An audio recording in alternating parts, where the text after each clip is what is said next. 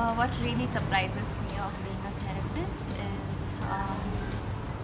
during my undergrad times when I was unaware of what mental health looked like.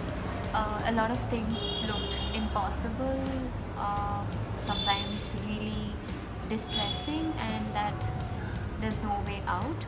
But right now, to being a therapist myself, it feels completely, on the other side of the picture, and that to see that journey itself from being in a place of not being aware of it as well, and trying to slowly get to know things and exploring my own life in ways, and the way it unfolded really surprises me. And that it also, when I see my clients coming to talk to me about their concerns, and see that the same place that I also had come from at once, um, makes me really happy. At the same time, it's very nostalgic to have a connection with my clients in that way.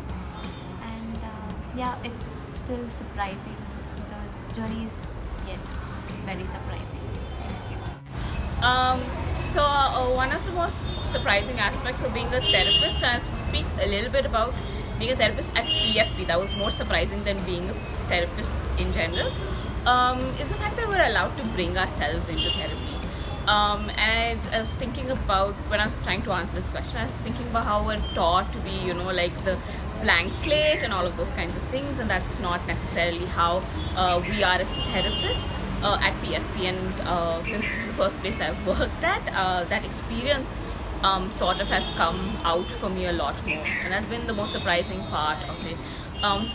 To have that allowance to bring yourself in to the therapy session, but to also know how much of yourself you sort of bring in, because that can also be such a vulnerable experience for both you and the client, to sort of sit with feelings that their stories evoke within you. I think that was the most surprising part for me about being a therapist, and for PFP to allow me to have that experience that I do not think would have happened otherwise, and I wouldn't have been that pleasantly surprised by.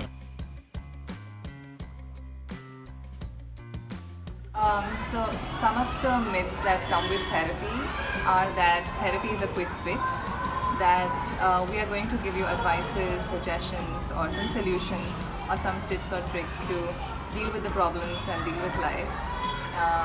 Another myth is that people who come for therapy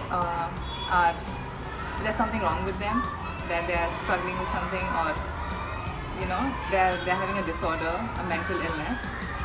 Another thing that is with therapy is that by doing CBT, your thoughts will magically change. You'll start thinking, you'll start feeling differently. And another thing is that the therapists are perfect. They don't have any problems in life. They know how to deal with stress, and yeah, none of it is true.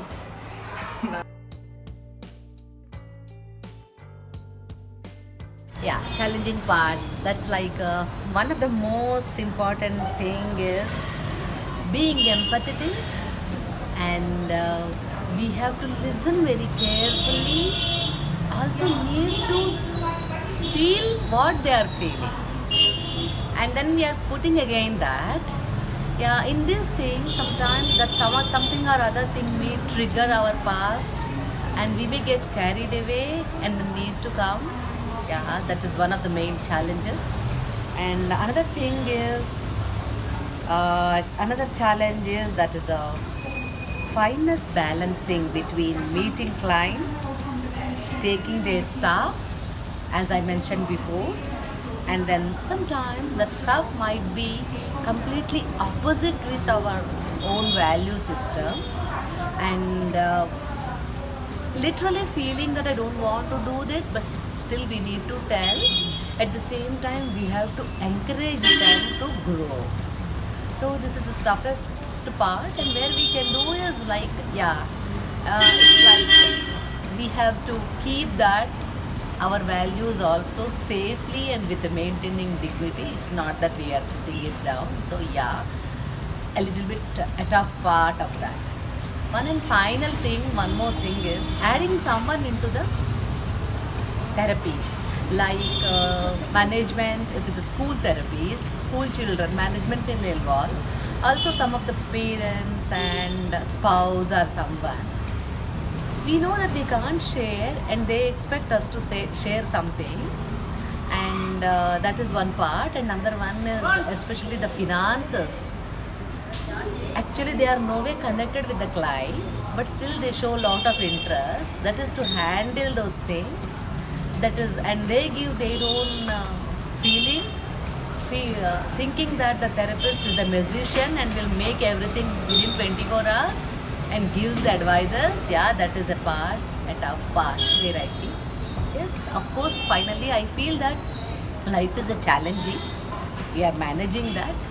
So need to be a little bit more mindful so we can win over those. My biggest struggle as a therapist has been to not come from a place of privilege, be it caste, gender, education, socio-economic background, or it could be any privilege that I carry into the room, and create this neutral space and practice equanimity. Whereas I do have my perceptions about life, how people need to live, and what's best for me, and all that. So I need to really be aware that I'm not getting all those into the room and affecting my presence in any way as a therapist. I think that's the biggest challenge I face and struggling to overcome, and I think I'm learning.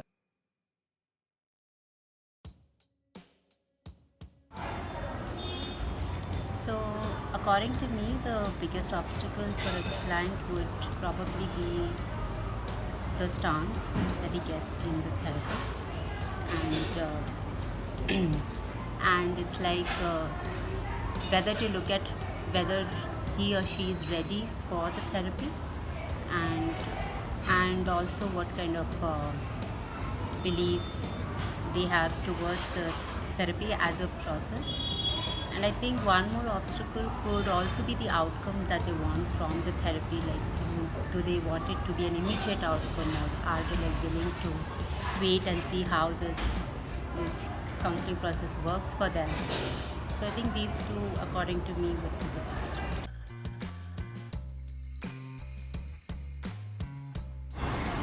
What I love about being a therapist is the honor and privilege it is to be there when people reach out and share the most important parts of their lives and the most vulnerable aspects of themselves that they are willing to share with us. That I love the most about me.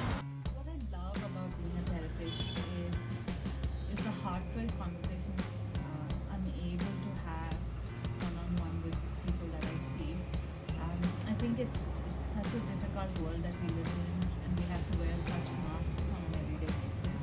But I find that my therapy space is one of the most safe and cared for spaces possibly in the world. I love having heart-to-heart conversations with the people that I see. These are conversations that are real, meaningful, and full of heart. What other place to be in the world than my therapy room? What do I love about being a therapist? I like being there for people, helping people. You know, people say that it must be exhausting to listen to people coming and talking about their concerns. They come and cry in front of you and all of it. But the way I see it is, yes, they do come and be vulnerable and cry in front of us. But at the end of the day, we do help them to go out with a smile on their face. And I think it's one of the greatest things to have in life, waking up and knowing that your work changes lives. And yes, it does take a lot of energy, patience to get there, but your work will be rewarded with a satisfaction like no other.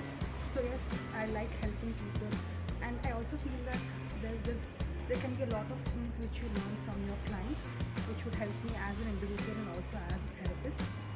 Just because they are coming to me to therapy doesn't mean that I am the smartest. So everyone has their own story, and everyone is a warrior in their own way.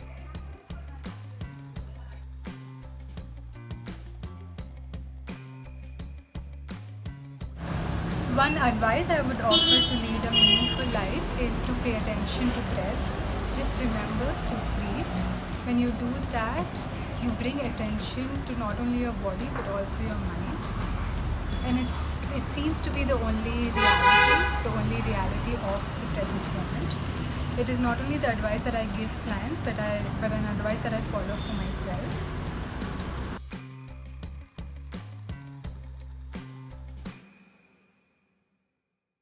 So if I had to choose my profession all over again, I would definitely choose to continue to do what I'm doing right now. I absolutely love what I do. I think I stumbled upon the work that I do right now. It wasn't extremely intentional, but I have found that just connecting with people that my work allows me to do, and it allows me to witness people's stories and their stories of hope and strengths, and that's something that really resonates for me. So I would definitely continue to do what I do already.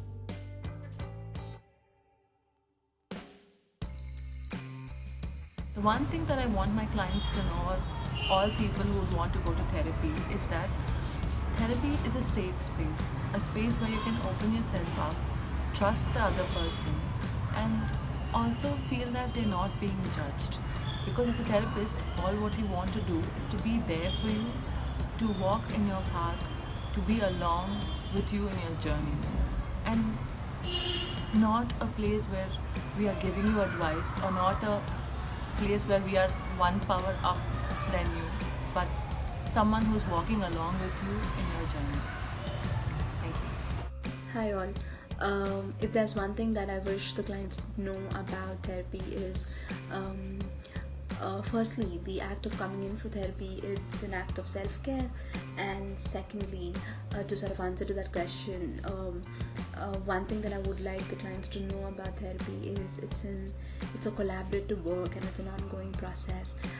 When I say collaborative work, it means that you're coming in for therapy to look into what's going on and what's difficulties you're experiencing in your life, and how you sort of bring that up in therapy, and talk to the therapist about it, and how you and your therapist could collaboratively work around to figure out to sort of look into, develop goals and plan of action towards meeting to sort of to meet the goals with you, to meet the difficulties, and to learn how to deal with the difficulties.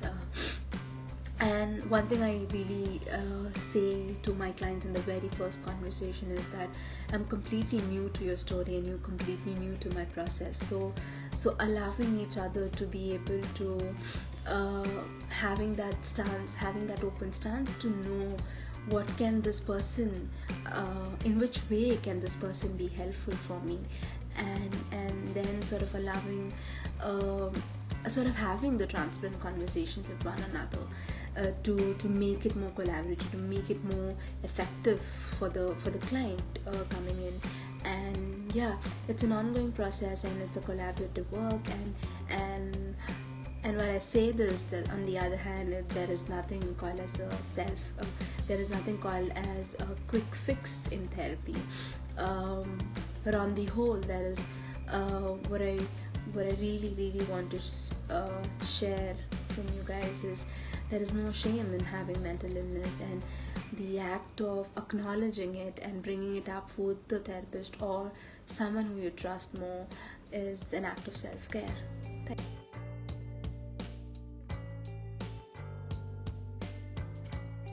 The book that I've been reading in the past few months is the book by Christine Neff, Self-Compassion, Stop Beating Yourself Up and Leave Insecurity Behind. Is there anyone in this world, in this planet, who hasn't really beaten oneself for beating oneself? Christine Neff realizes this and is reminding us ever so gently and kindly to stop criticizing oneself and to try to have compassion just for the fact that it is so hard to be perfect, and it's okay to be an imperfect being in a society that demands perfection. All of us are striving for the impossible, and Neff reminds us again and again to be kind and gentle and compassionate with ourselves as we do that. I love the way she's brought the difference between self-esteem and self-compassion.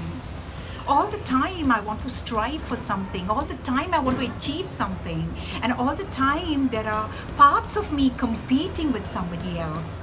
And she tells us to handle these parts with a lot of gentleness, kindness. It's a kind of a very radical approach to how to deal with ourselves and the different parts of us.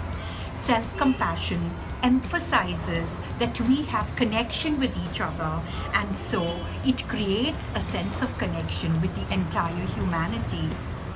It is a refuge from the endless positive and negative self-judgment, so that we can finally stop asking, am I as good as they are? Am I good enough? She describes the three components of self-compassion as kindness, that is self-kindness to ourselves. The second one is recognition of our common humanity, and the third one is mindfulness. And she also says that we are all in this together. Her self-compassion mantra is, this is a moment of suffering. Suffering is a part of life. May I be kind to myself in this moment. May I give myself the compassion I need. So when I slip into self-blame, when I slip into self-criticism, when I self-sabotage myself, I now have a beautiful part of me that wakes up and tries to say, it's okay.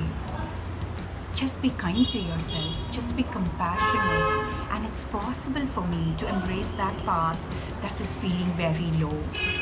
Each chapter of her book includes information, research findings, her own experience, and a few exercises for the reader to use. And I would really love it if all of us all together read the book and make this place a better place, and also have that connection, and also try to be compassionate, kind, and gentle with ourselves and with the others.